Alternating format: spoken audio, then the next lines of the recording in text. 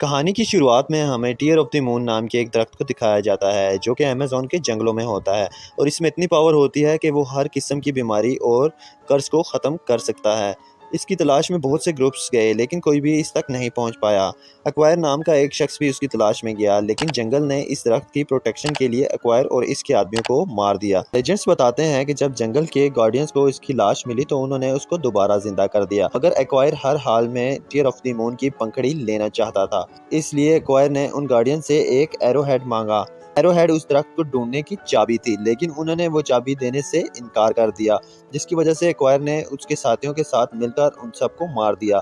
लेकिन मरने से पहले उन लोगों ने एक्वायर और उसके ग्रुप को कर्ज दिया कि वो लोग नदी से दूर नहीं जा पाएंगे और उनको कभी भी मौत नहीं आएगी। इसके बाद सीन शिफ्ट होता है जिसमें हम सन 1916 का लंदन देखते हैं जहाँ पर हम लिली और उसके भाई मैक को देखते हैं। वो टीयर्स ऑफ द मून पर रिसर्च कर रहे होते हैं क्योंकि वो उस दरख्त की मदद से ऐसी दवाएं बनाना चाहते थे जिससे किसी भी बीमारी का इलाज किया जा सके, जिसके लिए उन्हें रॉयल सोसाइटी के एक्सप्लोरर की हेल्प और डॉक्टर एरोहेड की ज़रूरत होती है।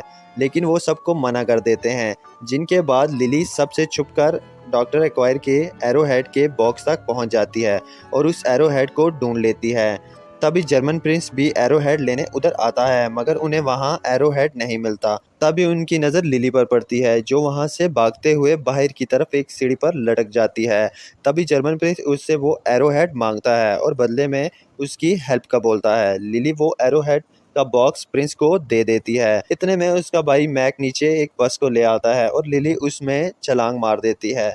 जब जर्मन प्रिंस उस बॉक्स को खोलता है तो उसमें एरोहेड की जगह एक टॉय मिलता है जिसे देखकर उसको लिली पर बहुत गुस्सा आता है।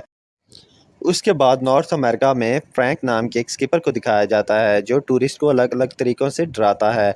इतने में नीलू नाम के एक शख्स को दिखाया जाता है जो फ्रैंक से पैसे लेने आता है लेकिन नीलू को उसके पैसे वापस नहीं मिलते जिसकी वजह से वो फ्रैंक की बोट की चाबियां ले लेता है। अब अपनी चाबियों को वापस लेने के लिए फ्रैंक नीलू के ऑफिस जाता है। वहाँ उसकी मुलाकात लिली से होती है। लिली फ्रैंक को नीलू समझकर टीयर ऑफ द मून का बता देती है।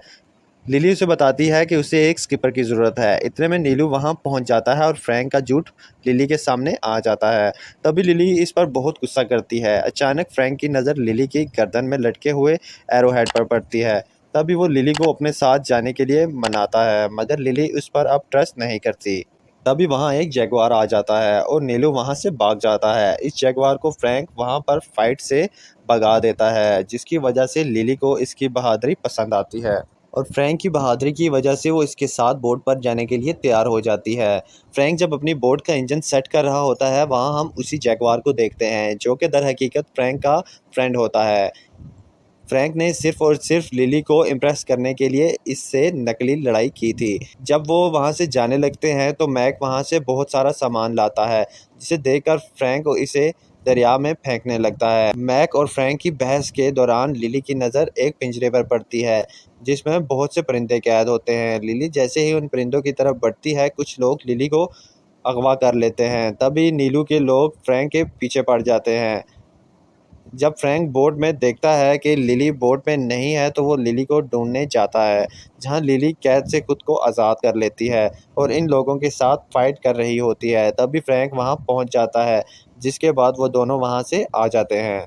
ये फ्रैंक नदी में कूद जाता है लेकिन लिली तैरना नहीं जानती इसलिए वो एक वायर पर लटक कर बोट तक पहुंच जाती है। तभी हम देखते हैं कि जर्मन प्रिंस एक सबमरीन लेकर आ जाता है और लिली पर फायरिंग शुरू कर देता है जिसके बाद फ्रैंक बोट की डायरेक्शन चेंज कर देता है जिसके बाद वो बोट को भगाने में कामयाब हो जाते हैं। तभी लिली फ्रैंक को वो मैप दिखाती है और कहती है कि मैप के मुताबिक हम दूसरी तरफ निकल आए हैं और वह फ्रैंक को बोट को सही डायरेक्शन में मोड़ने के लिए बोलती है। तभी फ्रैंक उसको बताता है कि उस डायरेक्शन में बहुत खतरा है क्योंकि मैं इस जंगल से बहुत अच्छी तरह से वाकिफ हूँ। लेकिन लिली के ना मानने पर वो बोट को उसी डायरेक्शन में मोड़ लेता है। दूसरी तरफ जर्मन प्रिंस एक्वायर की हेल्प लेना चाहता है।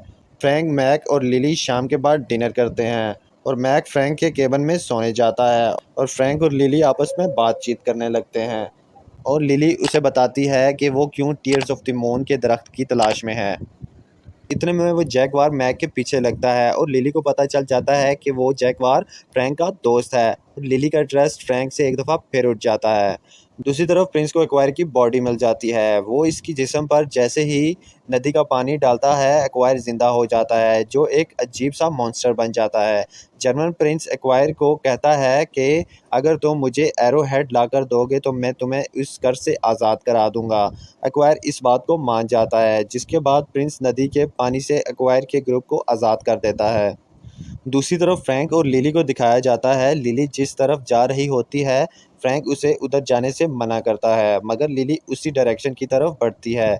इतने में उनकी बोट के सामने समुद्री तूफान आ जाता है और बोट नीचे जाने लगती है, लेकिन फ्रैंक बड़ी अक्लमंदी से बोट को वापस कर लेता है और सबकी जान बच जाती है।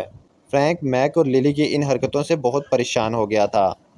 लिली जब फ्रैंक का केबिन चेक करती है तो उसे टीयर्स ऑफ द मून के बहुत सारे स्केचेस मिलते हैं, जिससे लिली को अंदाज़ा हो जाता है कि फ्रैंक भी टीयर्स ऑफ द मून के बारे में जानता है। लिली के पूछने पर फ्रैंक उसे बताता है कि वो कुछ अर्सा पहले इसकी तलाश में निकला था, मगर उसे कुछ नहीं मिला। इतने में लिली उसे एरो हेड दिखाती है और कहती है उस वक्त तुम्हारे पास एरो हेड नहीं था, इसलिए तुम्हें टीयर्स ऑफ द मून नहीं मिला। तभी हंटर हेड का तीर फ्रैंक को लगता है और वो तीनों इस तीर की वजह से बेहोश हो जाते हैं। जब उन्हें होश आता है तो वो देखते हैं कि उन्हें हंटर्स ने पकड़ा हुआ था। फ्रैंक हंटर्स को कहता है कि तुम मुझे और सारा सामान रख लो, मगर इन दोनों को जाने दो, और फाइट शुरू करते हैं। लेकिन वो लोग लिली से फाइट नहीं करते। बात पता चलता है कि वो एक फ्रेंडली कबीला है, जिसे फ्रैंक ने लिली को डराने के लिए हायर किया था। इस तरह एक बार फिर से फ्रैंक का झूठ पकड़ा जाता है। फिर उस कबीले की हेड उस एरो हेड को देखकर उसे ट्रांसलेट करती है, जिसके मुताबिक स्टीयर्स ऑफ द मून को देखने के लिए खुद को इस काबिल करना होगा, यानी कि नदी के पानी को स्टोन में बदलना होगा और एक हार्ट जो कि जोड़ना होगा। वो उसे बताती है कि इस पेड़ पर ब्लड मून की रात को ही फूल आते हैं, जो कि 2 दिन बाद आने वाली है। तभी लिली को ये पता चलता है कि वो दरख्त उस जगह पर नहीं है जहाँ पर लिली उसे ढूंढने जा रही है, बल्कि वो यहाँ से 2 दिन के फासले पर है। मगर लिली डिसाइड करती है कि वो अब अकेली ही जाएगी। वो कहती है वो मैग को साथ लेकर नहीं जाएगी और फ्रैंक पर अब उसे भरोसा नहीं है। तीनों उस रात वहीं रहने का डिसाइड करते हैं।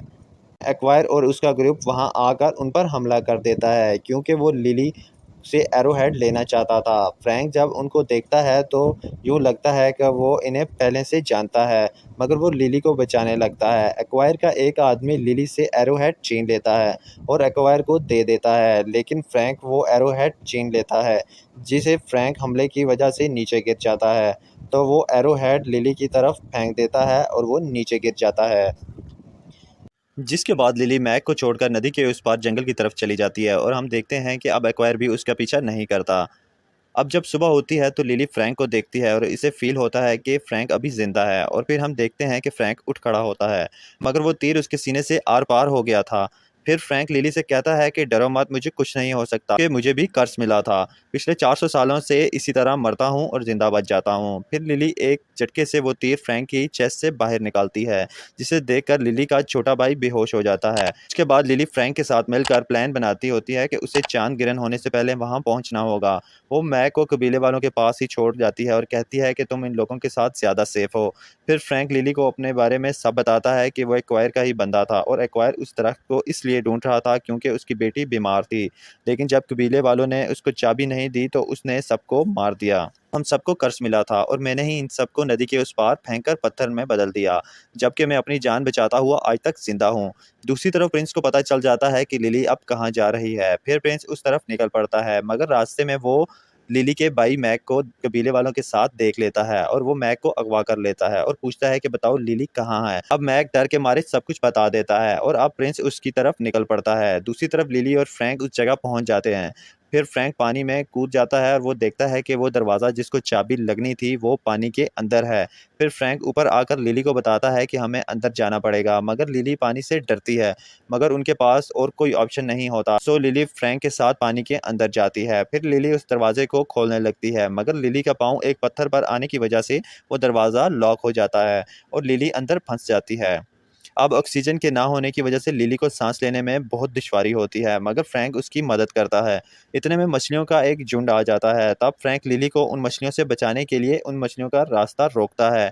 इतने में लिली को सांस लेने में बहुत मुश्किल होती है और वो बेहोश होने लगती है, मगर हिम्मत करके वो दरवाज़ा खोल लेती है, जिसके बाद सारा पानी वहाँ से निकल जाता है और वो जगह ड्राई हो जाती है।